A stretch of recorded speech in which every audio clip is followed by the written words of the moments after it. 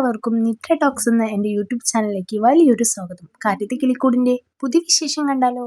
അങ്ങനെ നമ്മളെ ഭാസ്കരൻ അച്ഛനും കൈക്ക് മുറിയൊക്കെ പറ്റിയിട്ട് കോളേജിൽ നിന്ന് വരികയാണല്ലോ. അങ്ങനെ അവരെല്ലാവരും കൂടി സംസാരിച്ചിരിക്കുകയാണ്. സുഭാഷ് ചേട്ടനും എല്ലാവരും കാര്യങ്ങളൊക്കെ തിരക്കിക്കൊണ്ടിരിക്കുന്നുണ്ട്. നമ്മളെ നിധി കാര്യങ്ങളൊക്കെ പറയുന്നുണ്ട്, എങ്ങനെയാ പറ്റിയെന്നൊക്കെ പറയുന്നുണ്ട്. എനിക്ക് പറ്റേണ്ടത് അച്ഛന് പറ്റിയതാണ്, അച്ഛനാണ് എന്നെ രക്ഷിച്ചത്, അതുകൊണ്ടാണ് അച്ഛന് ഇങ്ങനെയൊക്കെ പറ്റിയതെന്നൊക്കെ പറയുന്നുണ്ട്. അച്ഛനോടാണെങ്കിൽ സുഭാഷ് ചേട്ടൻ ചോദിക്കുന്നുണ്ട്, കൈക്ക് വേദന ഉണ്ടോ എന്ന് ചോദിക്കും. എന്താടാ ഇതൊക്കെ എനിക്ക് നിസ്സാരമല്ലേ, എന്നെ ഇങ്ങനെ ട്രീറ്റ് ചെയ്യേണ്ട ആവശ്യമൊന്നുമില്ല, ഇതൊക്കെ എനിക്ക് ചെറിയ കാര്യമാണെന്നൊക്കെ പറഞ്ഞ് അച്ഛൻ നിസ്സാരാക്കിയിട്ട് തള്ളുന്നുണ്ട്. നിധിയാണെങ്കിൽ പറയുന്നുണ്ട്, ആശുപത്രിയിൽ പോയി മരുന്നൊക്കെ കൊടുത്തിട്ടുണ്ട്, അതുകൊണ്ടാണ് ഇപ്പോൾ വേദന അറിയാത്തതെന്നൊക്കെ പറയുന്നുണ്ട്. എന്തായാലും നമ്മൾ ഭാസ്കരൻ അച്ഛന് നല്ല വേദന ഉണ്ട്. എന്തായാലും മുറി പറ്റിയതിന് ശേഷം പാട്ട് ഇത്തിരി കൂടുക എന്നല്ലാതെ കുറഞ്ഞിട്ടൊന്നുമില്ല. ഭാസ്കരൻ അച്ഛൻ നല്ല പാട്ട് പാടിക്കൊണ്ട് നിൽക്കുകയാണ്. ഉള്ളിൽ ഇരുന്ന് നമ്മളെ നികേഷൊക്കെ പഠിക്കുന്നുണ്ടായിരുന്നു. തൊട്ടടുത്ത് ഹരീഷ് നിൽക്കുന്നുണ്ട്. അതുപോലെ തന്നെ നമ്മളെ സുധീഷും ഉണ്ട് അവിടെ. സുധീഷ് അങ്ങോട്ട് വന്നിട്ട് പറയുന്നുണ്ട്, നികേഷേ വേദന മാറാനാണോടാ ഈ പാട്ടൊക്കെ പാടുന്നതെന്ന് ചോദിക്കുമ്പോൾ നമ്മളെ ഹരീഷ് പറയാണ്, എനിക്കിത് കേട്ടിട്ട് വേദന കൂടുകയാണെന്ന് പറയുന്നുണ്ട്. അങ്ങനെ അവർ സംസാരിച്ചിരിക്കുന്നതിൻ്റെ ഇടയിലാണ് നമ്മളെ നിധി അങ്ങോട്ട് വരുന്നത് തന്നെ എന്തോ ഒരു സന്തോഷ വാർത്ത പറയാനായിട്ട് കേട്ടോ. മുഖത്ത് ആ ചിരി കാണുന്നുണ്ട്. എന്തായാലും നമ്മളെ സുഭാഷ് ചേട്ടൻ്റെ കാര്യമാണ്. നമ്മളന്ന് മാട്രിമോണിയിൽ കൊടുത്തില്ല സുഭാഷ് ചേട്ടൻ്റെ. അപ്പം തന്നെ അവർ ചോദിക്കുന്നുണ്ട് അതിൻ്റെ വല്ല ആൻസർ വന്നു നോക്കുമ്പോൾ നമ്മൾ അങ്ങോട്ട് അയച്ചതിൻ്റെ ആൻസർ ഒന്നും കിട്ടിയിട്ടില്ല. എന്തായാലും ഒരു റിക്വസ്റ്റ് ഇങ്ങോട്ട് വന്നിട്ടുണ്ട്, നമുക്ക് പുതിയൊരു കാര്യം വന്നിട്ടുണ്ട്, അവർക്ക് ഇൻട്രസ്റ്റഡ് ആണെന്ന് വന്നിട്ടുണ്ട് എന്നൊക്കെ പറയാണ്. അപ്പോൾ അവരെല്ലാവരും അതിനെക്കുറിച്ച് സംസാരിക്കുക. എല്ലാവർക്കും വലിയ സന്തോഷമാവണം. തിരുവനന്തപുരത്ത് തന്നെയാണ് വീട്, അവളൊരു ജ്വല്ലറിയിലെ സെയിൽസ് ഗേൾ ആണെന്നൊക്കെ പറയുമ്പോൾ അവർക്കൊക്കെ നല്ല ഇൻട്രസ്റ്റഡ് ആവുകയാണ്. പക്ഷെ അതിനിടയിൽ നമ്മളെ സുധീഷ് ആണെങ്കിൽ പറയുന്നുണ്ട്, സുനന്ദയുടെ കാര്യം അവിടെ എടുത്തിടുന്നുണ്ട്, നമുക്കിപ്പോൾ തന്നെ വേണോ, സുനന്ദയുടെ കാര്യത്തിൽ കുറച്ച് വിഷമത്തിലാണ്, അപ്പം നമുക്കിപ്പോൾ തന്നെ നടത്തണോ എന്നൊക്കെ ചോദിക്കുന്നുണ്ട്. അപ്പം നികേഷ് ആണെങ്കിൽ പറയുന്നുണ്ട്, നമ്മളിപ്പോൾ ആലോചിക്കുന്നല്ലേ ഉള്ളൂ എന്ന് പറയുന്നുണ്ട്.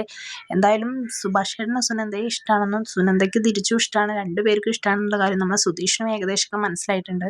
പക്ഷേ നമ്മൾ ഹരീഷാണെങ്കിൽ പറയുകയാണെങ്കിൽ സുഭാഷ് ചേട്ടൻ്റെ കല്യാണം എത്രയും പെട്ടെന്ന് നടത്തണം എന്നാണ് എൻ്റെ ഒരു ആഗ്രഹം. അവിടെ സുനന്ദയുടെ കല്യാണം നടക്കുന്ന അതേ ദിവസം തന്നെ സുഭാഷ് ചേട്ടൻ്റെ കല്യാണം ഇവിടെ നടക്കണം എന്നൊക്കെ പറയണേ. അങ്ങനെ സുഭാഷ് ചേട്ടൻ ആ ദിവസം വിഷമിച്ചിരിക്കൊന്നും വേണ്ട.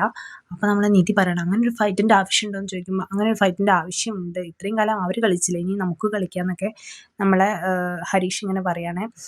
ഒരു സ്ഥലത്തുനിന്ന് നമ്മളെ സുഭാഷ് ചേട്ടനാണെങ്കിൽ ഇപ്പുറത്ത് ഇവർ ഇതിനെക്കുറിച്ച് സംസാരിക്കുമ്പോൾ അപ്പുറത്ത് നമ്മൾ സുഭാഷ് ചേട്ടനാണെങ്കിൽ പഴയ ഓരോ കാര്യങ്ങൾ ആലോചിക്കുകയാണ്. സുനന്ദ വീട്ടിലേക്ക് വന്നതും ഇഷ്ടമാണെന്ന് പറയുന്നതും കെട്ടിപ്പിടിക്കുന്നതും അവരുടെ അച്ഛനും അമ്മയും വന്ന് പിടിച്ചു കൊണ്ടുപോകുന്നതും ഒക്കെ ആലോചിച്ച് കരയുന്നുണ്ട്. എന്തായാലും നമുക്ക് മനസ്സിലാക്കാം സുഭാഷ് ചേട്ടൻ ജീവനോളം നമ്മളെ സുനന്ദയെ സ്നേഹിക്കുന്നുണ്ട്. സുനന്ദ സ്നേഹിക്കുന്ന അതേപോലെ തന്നെ സുഭാഷ് ചേട്ടനും സ്നേഹിക്കുന്നുണ്ട്. അതുകൊണ്ട് ഇനി സുഭാഷ് ചേട്ടൻ്റെ ഈ ഒരു കല്യാണ കാര്യത്തിൽ എന്താ നടക്കുകയെന്ന് അറിയില്ല. എന്തായാലും അനിയന്മാരെല്ലാവരും വലിയ സന്തോഷത്തിലാണ്. അവളുടെ ഫോട്ടോ ഒക്കെ കാണുന്നുണ്ട്. നമ്മുടെ മാട്രിമോണിയിൽ വന്ന ആ കുട്ടിയുടെ ഫോട്ടോ ഒക്കെ കണ്ടിട്ട് കൊള്ളാമെന്നൊക്കെ പറയുന്നുണ്ട്. ഇനി എന്താണ് അതിൻ്റെ കാര്യത്തിൽ സുഭാഷ് ചേട്ടൻ സമ്മതിക്കുമോ ഇല്ലെന്നൊന്നും നമുക്കറിയില്ല. എന്തായാലും സുഭാഷ് ചേട്ടൻ്റെ ഇഷ്ടം പോലെ തന്നെ നടന്നാൽ മതിയായിരുന്നാണ് നമ്മൾ ആഗ്രഹിക്കുന്നത്. എന്തായാലും രണ്ടുപേർക്കും ഇഷ്ടമായ സ്ഥിതിക്ക് അതുപോലെ തന്നെ നടന്നാൽ മതിയായിരുന്നു. അങ്ങനെ അവർ സംസാരിച്ചു കൊണ്ടിരിക്കുന്ന ഇടയിലാണ് നമ്മുടെ നിധിയുടെ ഫോണിൽ അലാറം അടിക്കുന്നത്. അപ്പോൾ അവർ ചോദിക്കുന്നത് ഈ സമയത്ത് അലാറമാണെന്ന് ചോദിക്കുമ്പോൾ പറയണം, അച്ഛന് 3 മണിക്കൂർ കുടുംബം മരുന്ന് കൊടുക്കാണ്ട് അതിന് വേണ്ടിയിട്ട് വെച്ചത് അലാറമാണെന്ന് പറയുമ്പോൾ അവർക്ക് എല്ലാവർക്കും സന്തോഷമാണ്. നിധിക്ക് അച്ഛനോട് ഇത്രയും കെയറിങ്, അവർക്ക് ആർക്കും ഇല്ലാത്തൊരു കെയറിങ് നമ്മളെ നിധിക്ക് എന്തായാലും ഉണ്ട്. അപ്പോൾ അതൊക്കെ കണ്ടിട്ട് സുധീഷിനൊക്കെ വളരെയധികം സന്തോഷമാവുകയാണ്. അങ്ങനെ വരാന്തയിൽ പാട്ടും പാടി കിടക്കുന്ന ഭാസ്കരൻ അച്ഛന് നമ്മളെ നീട്ടി കൊണ്ടുപോയിട്ട് മരുന്ന് കൊടുക്കുന്നുണ്ട്. ഭാസ്കരൻ അച്ഛനാണെങ്കിൽ ആദ്യം കൂട്ടാക്കുന്നില്ല, മരുന്ന് കുടിക്കാൻ, ഇതൊന്നും എനിക്ക് ശീലമില്ല മോളെ എന്ന് പറയാണ്. അങ്ങനെ നമ്മളെ നിധി നിർബന്ധിക്കുമ്പോൾ അവസാനം നമ്മളെ ഭാസ്കരൻ അച്ഛൻ അത് വാങ്ങിച്ച് കഴിക്കുന്നുണ്ട്. ഈ കാഴ്ച കണ്ടാണ് നമ്മുടെ സുഭാഷ് ചേട്ടൻ ഡോറിൻ്റെ അവിടെ നിൽക്കുന്നുണ്ട്. ഇത് കാണുമ്പോൾ സുഭാഷ് ചേട്ടനും സന്തോഷമാവുകയാണ്. അവരുടെ അച്ഛനോടുള്ള സ്നേഹമൊക്കെ കാണുമ്പോൾ അവർക്കൊരു പ്രത്യേക അറ്റാച്ച്മെൻറ്റ് നിധിയോട് കൂടി വരികയാണ്. എന്തായാലും ഭാസ്കരൻ അച്ഛൻ ടോട്ടലി മാറുന്നുണ്ട്. നിധി എന്തായാലും മാറ്റിയെടുക്കുമെന്ന് തോന്നുന്നുണ്ട്. അത് അങ്ങനെ തന്നെ നീണ്ടുപോകട്ടെ എന്ന് വിചാരിക്കുന്നു. അങ്ങനെ അച്ഛന് മരുന്ന് കൊടുത്ത് റൂമിലേക്ക് പോയ നിധിയുടെ ഫോണിലേക്ക് നിധിയുടെ ഏട്ടത്തി വിളിക്കുകയാണ്. അരുണേട്ടൻ കോളേജിൽ വന്ന് തല്ലിയ കാര്യമൊക്കെ അറിഞ്ഞിട്ടാണ് വിളിക്കുന്നത്. അപ്പോൾ കുറച്ച് ദേഷ്യത്തിലാണ് നിധി പെരുമാറുന്നത്. അപ്പോൾ എല്ലാം വീട്ടിൽ അറിഞ്ഞില്ലേ എന്നൊക്കെ ചോദിക്കുന്നുണ്ട്. അപ്പോൾ കോളേജിൽ എന്താ ഉണ്ടായതെന്നൊക്കെ നമ്മളെ നിധി പറയുന്നുണ്ട്. നിൻ്റെ കൂടെ വന്ന അയാൾ ആരാണ് എന്ന് ഏട്ടത്തി ചോദിക്കുമ്പോൾ അയാൾ മോശമായിട്ടാണ് പെരുമാറിയത്, അതുകൊണ്ടാണ് ഇങ്ങനെ ഉണ്ടായതെന്നൊക്കെ പറയുമ്പോൾ അയാൾ സ്ത്രീകളോട് ഇങ്ങനെയാണ് പെരുമാറുന്നതെന്ന് ചോദിച്ചിട്ടുള്ളൂ, അതിനാണ് നിങ്ങളുടെ ഭർത്താവ് വന്ന് കുത്തിയെന്നാണ് പറയുന്നത്, അയാൾ നിങ്ങൾക്ക് ആരാണെന്ന് അറിയണമല്ലോ, അതാണ് സുധീഷിൻ്റെ അച്ഛൻ എന്നൊക്കെ നമ്മൾ നിധി ഇങ്ങനെ പറയാണ്. അപ്പോൾ നിധി ഇങ്ങനെ പറയുന്നുണ്ട്, ഞാൻ വന്നത് അയാൾക്ക് അപമാനമായത്രേ, ഞാൻ ഈ നാട്ടിലേക്ക് വന്നത് അപമാനമായത്രേ, അയാൾക്ക് പബ്ലിക്കിൽ നിന്നൊരു പെണ്ണിനെ ഇങ്ങനെ അടിച്ചതിന് അപമാനമില്ല എന്നൊക്കെ പറയുന്നുണ്ട്, നിങ്ങളെ ഭർത്താവ് അവിടെ വിലയ്ക്ക് വാങ്ങിയോ എന്നൊക്കെ ചോദിക്കുന്നുണ്ട്. അപ്പോൾ ഏട്ടത്തിയാണെങ്കിൽ പറയുന്നുണ്ട്, ഏട്ടനോട് വീട്ടുകാരും ദേഷ്യപ്പെട്ടു എന്നൊക്കെ പറയുമ്പോൾ നിധി പറയുന്നുണ്ട് അത് ഞാൻ വിശ്വസിക്കണമല്ലേ എന്ന്. അപ്പോൾ നീ അവിടെ വന്നതൊന്നും അവർക്ക് ഇഷ്ടമായിട്ടില്ല എന്ന് പറയുന്നുണ്ട്. എന്തായാലും നിധി നല്ല ദേഷ്യത്തിലാണ് ഏട്ടത്തിയോട് പെരുമാറുന്നത്. കാരണം ഏട്ടൻ പറഞ്ഞ ഒരു കള്ളത്തരത്തിൻ്റെ പേരിൽ നിധിയോട് വിളിച്ചതിന് ചോദിക്കുമ്പോൾ അത് നിധിക്കും ഇറിറ്റേറ്റ് ആവുന്നുണ്ട്. ഒരുപാട് നിധി അങ്ങ് പറഞ്ഞിട്ട് നിധി പറയുന്നുണ്ട് എനിക്ക് അത്രയും സഹിക്കാൻ വയ്യാണ്ടാട്ടോ ഞാൻ ഇങ്ങനെ ദേഷ്യപ്പെടുന്നു എന്നൊക്കെ പറയുന്നുണ്ട്. ഞാനും നിങ്ങൾ പറഞ്ഞല്ലോ മോശമായിട്ട് പെരുമാറിയെന്ന് പറഞ്ഞ അയാളും കൂടി കേസ് കൊടുത്തിരുന്നെങ്കിൽ ഇന്ന് നിങ്ങളെ ഭർത്താവ് ജയിലിലായേനെ, അതും കൂടി ഒന്ന് പറഞ്ഞു കൊടുത്തേക്കെന്ന് പറഞ്ഞിട്ട് നമ്മളെ നിധി ഫോണ് കട്ട് ചെയ്യാണ്.